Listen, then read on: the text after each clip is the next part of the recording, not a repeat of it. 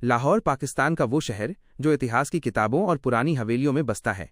इसकी गलियां धूल भरी हैं, लेकिन हर गली की अपनी कहानी है। सुबह की पहली किरण जब इन गलियों पर पड़ती तो ऐसा लगता जैसे सूरज शहर को अपनी गर्माहट से जगा रहा हो। मस्जिदों की अजान की आवाज़ हवा में गूंजती और बाजारों में फेरी वालों की पुकार शुरू हो जाती। रिक्शों की टुनटुन, चाय की दुकानों पर बुजुर्गों की गपशप और बच्चों की हंसी, ये सब लाहौर की सुबह का हिस्सा था।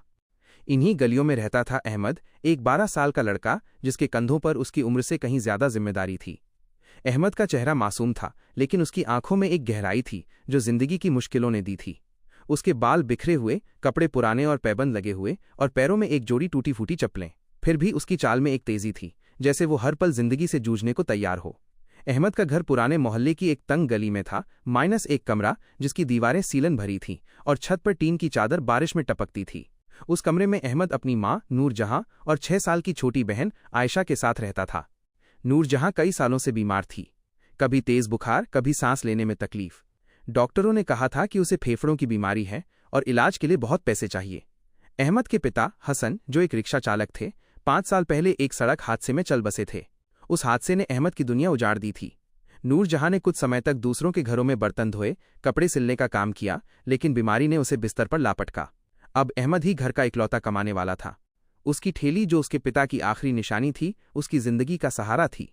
नीले रंग की, जंग लगी और पहियों से चरमराती, वो ठेली अहमद के लिए सिर्फ लकड़ी और लोहे का ढांचा नहीं थी, बल्कि उसका हौसला थी। हर सुबह सूरज उगने से पहले अहमद उठता। वो अपने कमरे के कोने में रखे छोटे से तवे पर रोटियां सेंकता, माँ और आयशा के लिए चाय बनाता और फिर बाजार की ओर निकल पड़ता। बाजार में वो थोक के व्यापारी हाजी रमजान से मकई की ताज़ी बालियां खरीदता। हाजी रमजान एक सख्त मिजाज इंसान थे, लेकिन अहमद को देखकर उनका दिल पिघल जाता। अहमद, तू बड़ा मेहनती है, अल्लाह तुझे कामयाबी दे, वो कहते, और कभी कभी 1-2 रुपए कम ले लेते। अहमद मुस्कुराकर सिर झुका लेता, लेकिन उसका मन हमेशा जल्दी में रहता। उसे दोपहर तक सारी मकई बेचनी होती थी ताकि माँ की दवा और आयशा का खाना लाया जा सके। उस दिन सुबह कुछ खास थी। हवा में ठंडक थी और आसमान साफ था। सूरज की किरणें लाहौर की तंग गलियों में छन छन कर आ रही थीं। अहमद ने अपनी ठेली पर मकई की बालियां सजाईं, पीली, रसीली और ताज़ी। वो इतनी अच्छी थीं कि राहगीर रुक कर पूछते, कितने की हैं भाई? अहमद की आवाज़ में एक मिठास थी जब वो पुकारता, ताज़ी मकई, ताज़ी मकई, 2 रुपए में 1, 5 रुपए में 3। उसकी पुकार में एक लय थी जो गलियों में गूंजती थी। लेकिन उस दिन शहर में कुछ और ही रौनक थी। लाहौर के एक बड़े व्यापारी हाजी यूसुफ की बेटी फातिमा की शादी थी। हाजी यूसुफ शहर के सबसे अमीर लोगों में से एक थे। उनकी हवेली मोती बाजार के पास थी, जिसकी ऊंची दीवारें और नक्काशीदार दरवाजे देखने वालों को दंग कर देते। हवेली के आंगन में शादी की तैयारियां जोर शोर से चल रही थीं। फूलों की मालाएं, रंग बिरंगी लाइटें और मिठाइयों की महक, सब कुछ ऐसा था जैसे कोई त्योहार हो।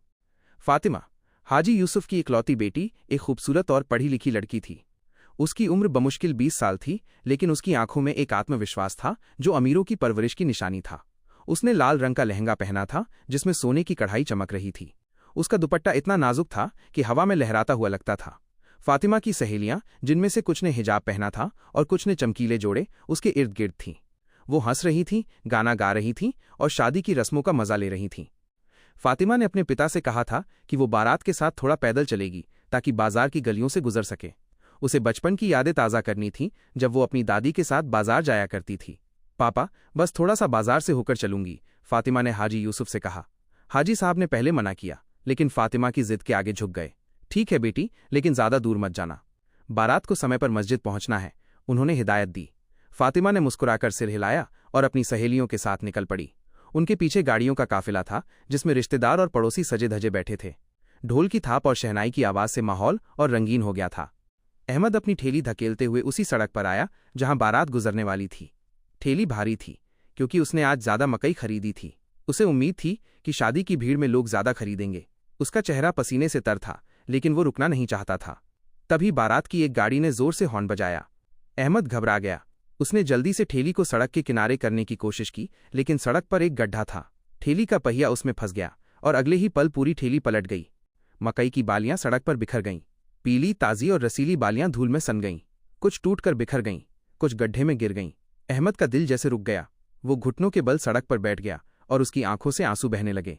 उसने अपनी टूटी चप्पलें उतारीं और मकई बीनने लगा। या अल्लाह, अब क्या होगा? वो बुदबुदाया।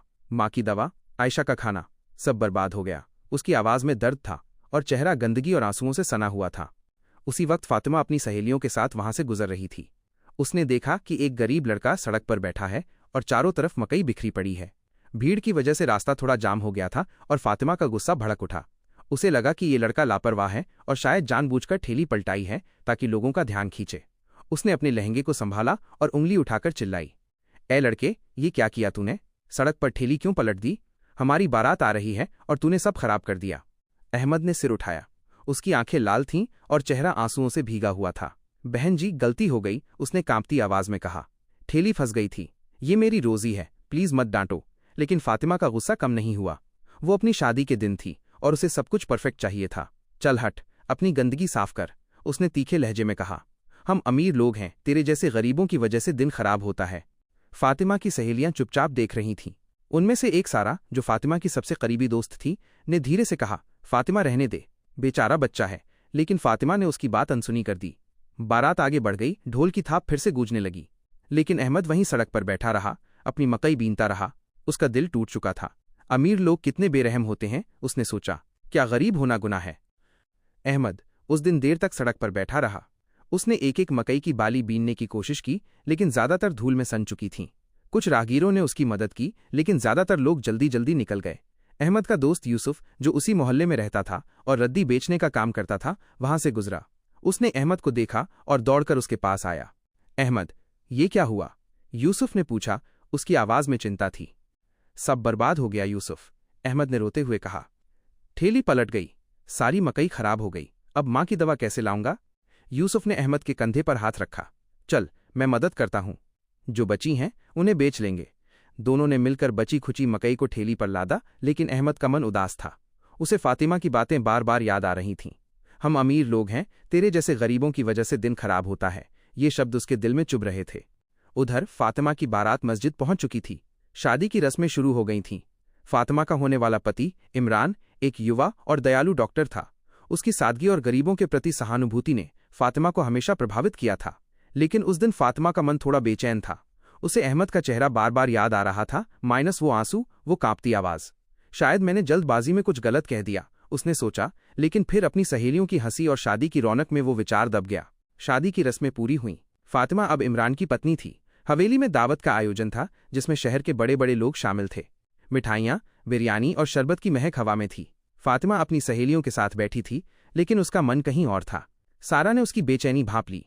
क्या बात है फातिमा, आज तेरा दिन है, फिर भी तू उदास क्यों है? उसने पूछा। फातिमा ने सारा को बाजार की घटना बताई। मुझे गुस्सा आ गया था सारा। उस लड़के ने ठेली पलट दी और मैंने उसे डांट दिया। लेकिन अब सोचती हूँ, शायद वो बेचारा मजबूर था। सारा ने गहरी सांस ली। फातिमा, तूने गलत किया। वो बच्चा था और शायद उसकी कोई मजबूरी होगी। तूने उसे सबके सामने डांटा, वो भी अपनी शादी के दिन। अल्लाह ने हमें इतना दिया है, हमें दूसरों की मदद करनी चाहिए, ना कि उन्हें नीचा दिखाना। फातिमा चुप हो गई। सारा की बातें उसके दिल को छू गईं। उस रात जब वो इमरान के साथ अपने नए घर में गई तो उसका मन भारी था। इमरान ने उसकी उदासी देखी और पूछा, क्या हुआ फातिमा, तुम खुश नहीं दिख रही? फातिमा ने पूरी घटना इमरान को बताई। इमरान ने ध्यान से सुना और फिर धीरे से कहा, फातिमा, तुमने गुस्से में गलत किया। वो लड़का गरीब है, शायद उसकी जिंदगी में ऐसी मुश्किलें हैं जिनका हमें अंदाजा भी नहीं। अल्लाह ने हमें अमीरी दी है ताकि हम दूसरों की मदद करें, ना कि उन्हें दुख दें। इमरान की बातों ने फातिमा के दिल पर गहरा असर किया। उसे पछतावा हुआ। उसने ठान लिया कि वो उस लड़के को ढूंढेगी और अपनी गलती सुधारेगी। अगले दिन फातिमा सुबह जल्दी उठी। उसने इमरान से कहा, मैं उस लड़के को ढूंढना चाहती हूं, मुझे अपनी गलती सुधारनी है। इमरान ने उसका हौसला बढ़ाया। जाओ फातिमा, ये तुम्हारा सही फैसला है। अगर कुछ चाहिए तो मुझे बताना। फातिमा अपनी सहेली सारा को साथ लेकर मोती बाजार गई। उसने उस सड़क को खोजा जहां अहमद की ठेली पलटी थी। बाजार में चहल पहल थी। फेरी वाले अपनी पुकार लगा रहे थे, दुकानदार ग्राहकों को बुला रहे थे और बच्चे इधर उधर दौड़ रहे थे।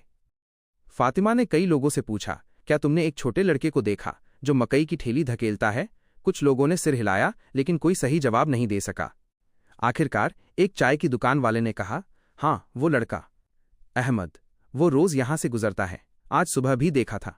उसकी ठेली पुरानी है, नीले रंग की। फातिमा और सारा ने इंतजार किया। कुछ देर बाद उन्होंने दूर से अहमद को देखा। वो अपनी ठेली धकेल रहा था, लेकिन उसके चेहरे पर वही उदासी थी। फातिमा का दिल भारी हो गया।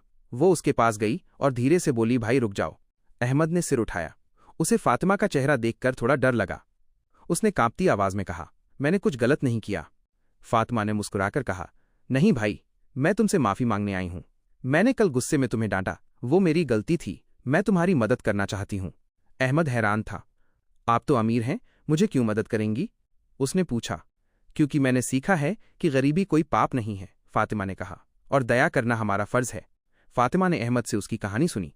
उसने जाना कि अहमद की माँ बीमार है और वो अपनी छोटी बहन का ख्याल रखता है। फातिमा ने इमरान से बात की और उन्होंने अहमद की माँ के इलाज का खर्च उठाने का फैसला किया। इमरान ने अपने अस्पताल में नूरजहां का मुफ्त इलाज शुरू किया। फातिमा ने अहमद को एक नई ठेली दी और बाजार में एक छोटी सी दुकान किराए पर दिलवाई। समय बीतता गया। अहमद की जिंदगी बदलने लगी। नूरजहां का इलाज कामयाब रहा और वो धीरे धीरे ठीक होने लगी। अहमद ने अपनी दुकान को मेहनत से चलाया। उसने स्कूल जाना शुरू किया और पढ़ाई में अच्छा प्रदर्शन किया। फातिमा और इमरान ने उसकी पढ़ाई का खर्च उठाया। अहमद बड़ा होकर एक सफल व्यापारी बना। उसने अपनी दुकान को एक बड़े कारोबार में बदला और अपनी बहन आयशा को अच्छी शिक्षा दी। फातिमा ने भी अपनी जिंदगी में बदलाव किया। उसने एक एनजीओ शुरू किया जो गरीब बच्चों को शिक्षा और रोजगार देता था। वो अक्सर अहमद से मिलने जाती और दोनों में एक भाई बहन जैसा रिश्ता बन गया। फातिमा को अब समझ आ गया था कि अमीरी और गरीबी के बीच का फासला सिर्फ दिल से दिल तक है। हमें कभी किसी को उसकी हालत से जज नहीं करना चाहिए। गुस्से में लिए फैसले गलत होते हैं और दया से दुनिया बेहतर बनती है। अल्लाह सबको बराबर बनाता है, बस हमें एक दूसरे की मदद करनी चाहिए।